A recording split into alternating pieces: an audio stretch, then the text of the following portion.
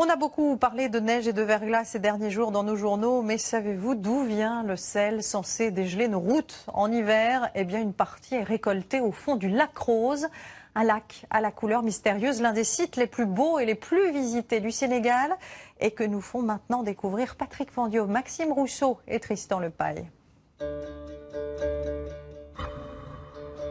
Au gré de la lumière, selon les caprices du soleil, et en fonction de l'intensité des rayons, une eau aux couleurs changeantes.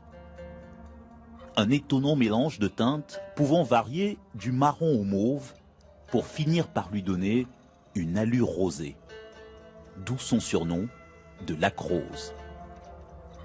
Et sous cette étendue de 3 km², dans le lit du lac, une mine de sel exploitée par des dizaines de riverains à la recherche de leur cargaison de cristaux.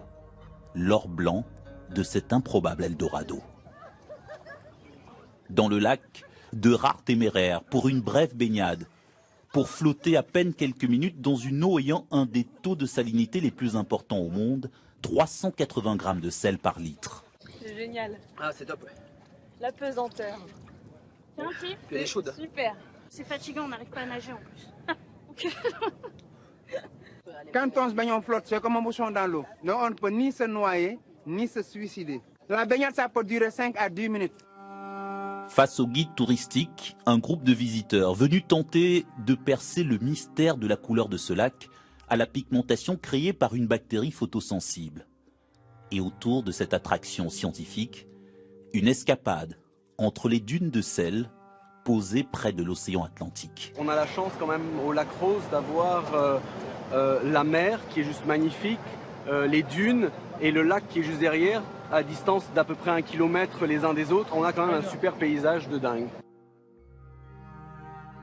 Mais bien plus qu'une simple carte postale, un lac devenu un gagne-pain quotidien pour les villageois du rivage, transformés en chercheurs de sel et munis de simples pelles pour racler les fonds.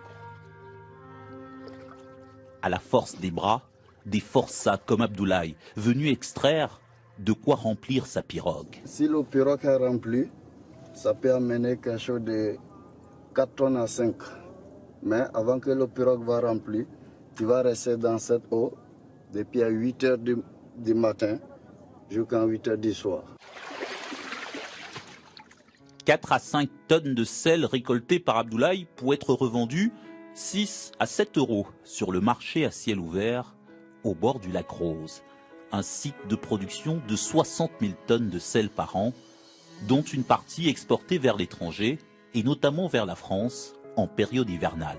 Il y a des bateaux qui viennent l'emporter ici au port du Sénégal pour l'amener en France, partout dans le monde, même en Europe.